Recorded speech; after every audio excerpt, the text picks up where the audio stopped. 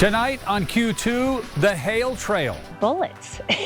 It was just like somebody was shooting bullets at your window. Severe storms once again wreaking havoc as many residents were already in cleanup mode. Plus, closing time. One of Billings' most popular high-end restaurants is set to shut its doors for good.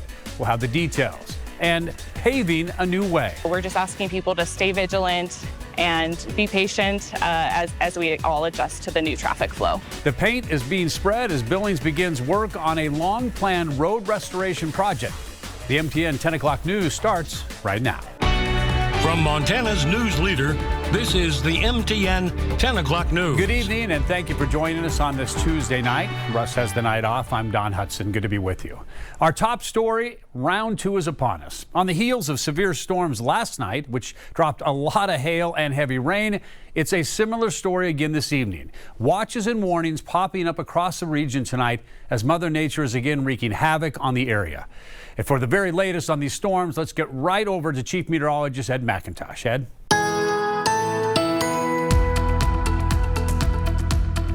Well, here's one way to get the job done. Kathy, thanks for sharing this video. All that hail that was out there for portions of the area, hey, they were all helping the neighbor there with the snowblower.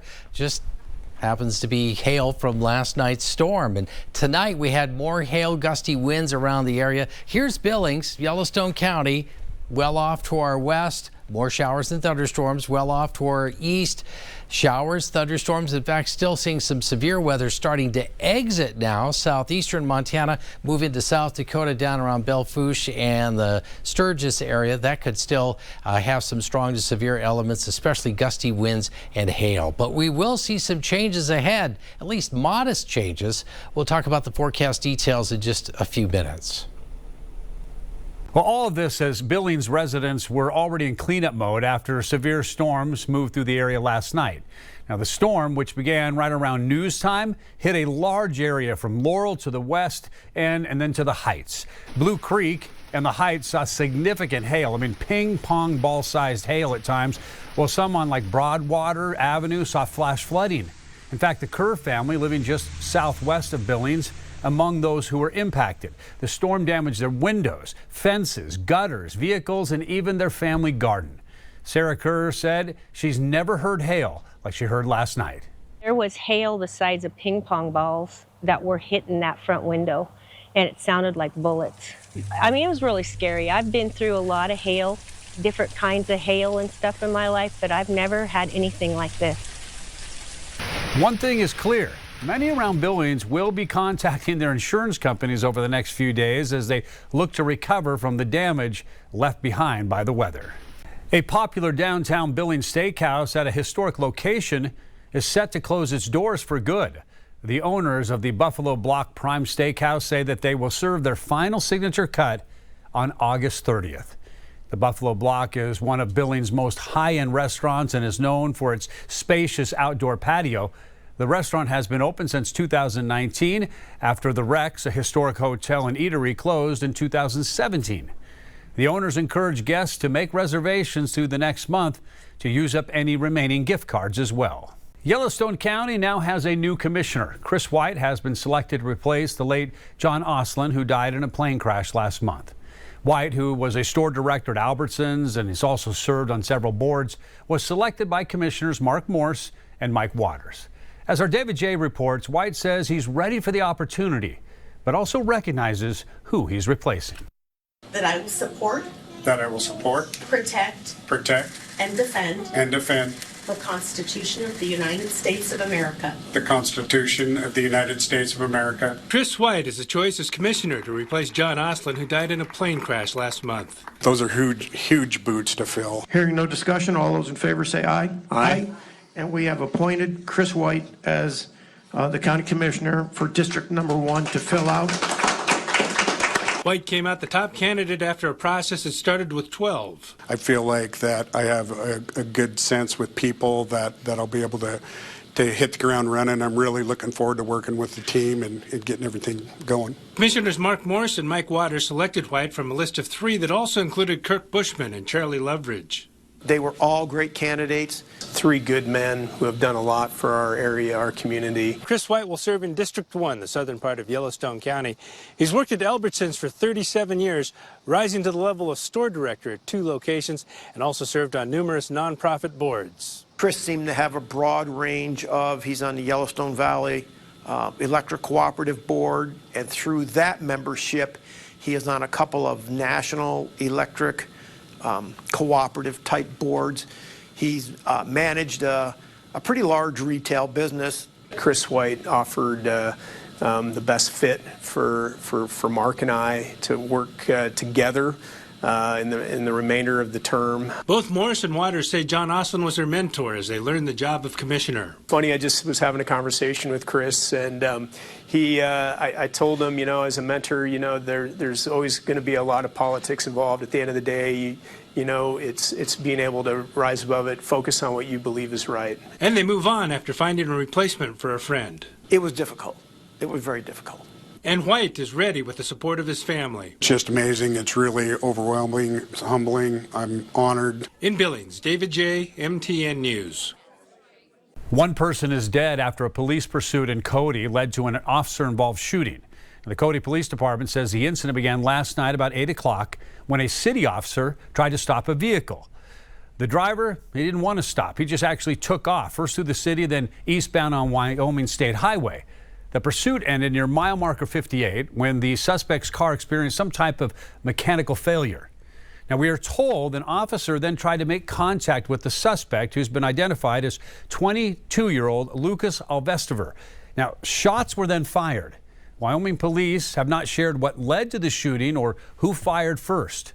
Alvestiver died in that gunfire, but no other officers were injured. The Wyoming Department of Criminal Investigation is now looking into the matter. We now know the name of the employee who died while working at the Stillwater mine. The Stillwater County Sheriff's Office says 50-year-old Brian Hansen of Laurel was killed Saturday by electrocution. Hansen was performing routine maintenance on the east side of the mine when that incident happened. Now, as of yesterday, we're told operations at the Stillwater remained limited. This after the mine was completely shut down for more than a day following the accident. Counseling, resources, and services remain available to workers and their families. Intermountain Health broke ground this morning on a new and unique medical supply warehouse. Now, the warehouse will handle the housing and shipping of more than 500,000 medical supply items that are used by hospitals and clinics in Montana every year. Intermountain Health says construction will employ nearly 100 tradespeople, and then the warehouse will create about 70 total jobs for Billings. It's the first large medical supply warehouse of its kind in the state and will serve as a centralized hub for Intermountain Health. Having this located right on the interstate to best service supplies coming in as well as supplies going out, linens, laundry, scrubs, those things, it just makes perfect sense to have it here and have it up and operational before our new hospital opens. Intermountain Health expects the new facility to open in late 2026. The elected body that regulates utilities in Montana is again embroiled in controversy. The presiding officer of the Public Service Commission is under investigation, and he's claiming he's been unfairly targeted. MTN's Jonathan Ambarian breaks down what's happened and what could come next. On Tuesday afternoon, the Montana Public Service Commission held their regular weekly business meeting here at their offices in Helena. But a few minutes before the meeting began, Commission President Brad Molnar was in front of the building speaking with reporters. He told them that he's under investigation and that he's refusing to participate in a process that he says doesn't give him due process. No evidence has been brought forward. I'm still not sure what I'm charged with.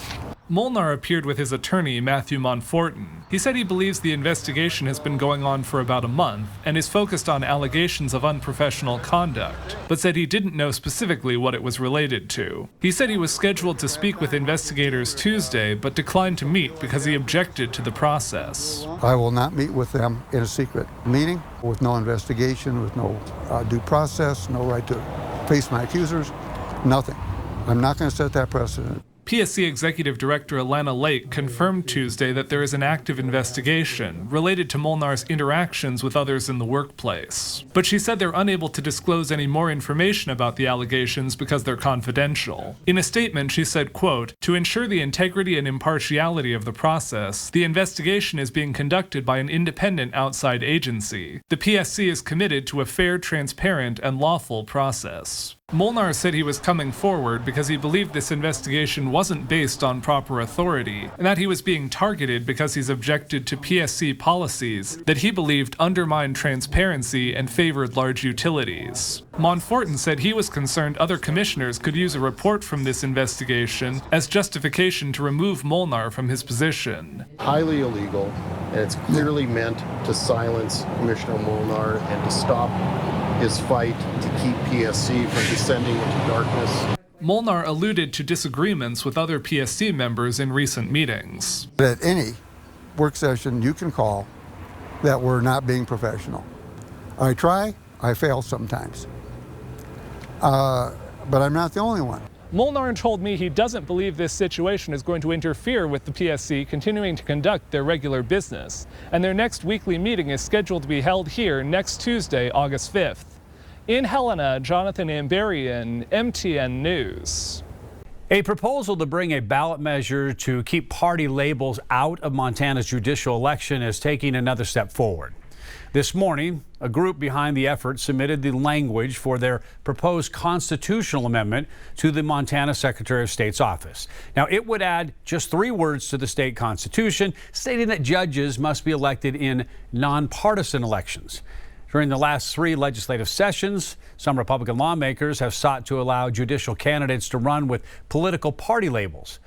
Now, they argue these races are already politicized and that would simply provide more transparency for the voters. But the sponsors of this proposed measure say they're convinced Montanans are happy with the current system. This isn't a change for Montana. This is just codifying something that we've been doing in law for a long time, and instead of just being in statute, we're going to move it over into the state constitution. So what we're doing is we're preserving that Montana way of justice, and we think Montanans will react accordingly and support this overwhelmingly. The proposed text and ballot statements must now be reviewed by legislative staff and then the Attorney General's office. If the Attorney General finds it's legally sufficient, supporters will be able to start gathering signatures to try to qualify this issue for the 2026 ballot.